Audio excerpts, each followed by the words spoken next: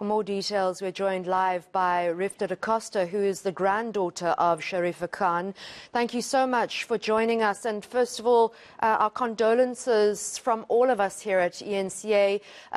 We had so much respect and love for Auntie Shariefa, and you know, we used to see her year after year, and so enjoyed her birthday, and so please accept our condolences from all of us. It's a loss to the community. I just wanted to ask you, Rifdah, she died unfulfilled.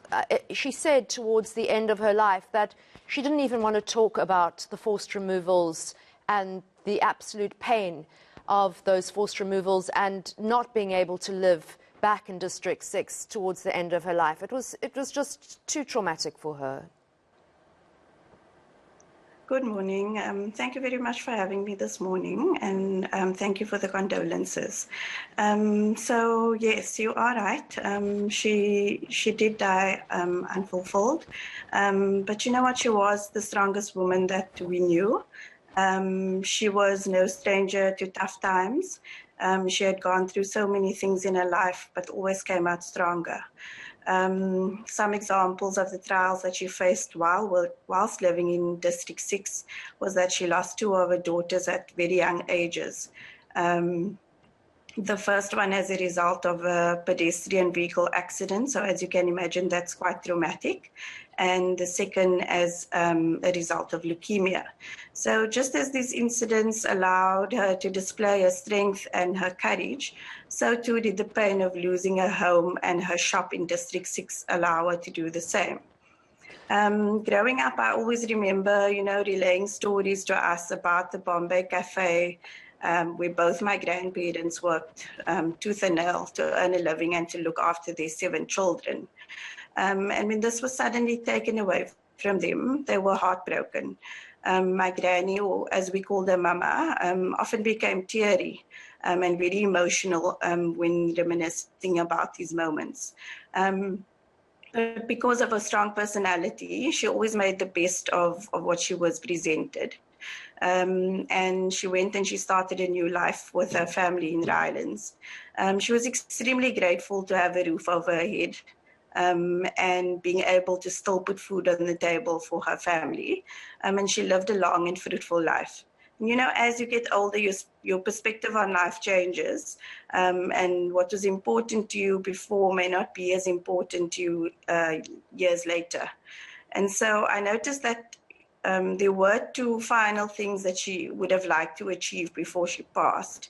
The one was that she was extremely determined to make it to her 100th birthday. And we were very overwhelmed and happy that she managed to do so last year in April. And then secondly, the other yearning was that she would have loved to receive a place in District 6. And after so many years of waiting, finally in 2021, it seemed promising. And we thought that, you know, this would materialize. And she was actually given the opportunity to view the flat. And she was asked to sign papers as well before the key would have been handed over to her. If I remember correctly, she was meant to get the keys in June of 2021, but June just came and went and she did not receive any keys. And since then, we noticed a slow and steady decline in my granny. I'm in no way saying that, you know, her health took a knock because she did not receive the key, because let's be honest, she was 100 years old and she passed away of natural causes.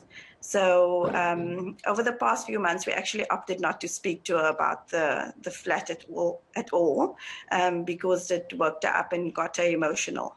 And it was best for her not to receive any further disappointments. So as it stands today, we are very satisfied and we are at peace that she's free of pain. And she spent the last few months with her daughter in a comfortable home. We would have been ecstatic had she, you know, received the home in District 6, which she longed for. And we would actually hate for her emotional pain to have been in vain. And for the sake of all the other District 6 claimants who are still waiting, we would love to see that their dreams actually be fulfilled. And I know my granny would have loved that as well. That's such a beautiful message, and I hope that national government, especially, and the contractors are listening to your message. And once again, rest in peace to Auntie Shariefa Khan. And just to remind you of some of her last words before she turned 100, she said, "We cannot forget the pain, anguish, dehumanization which forced removals brought on us."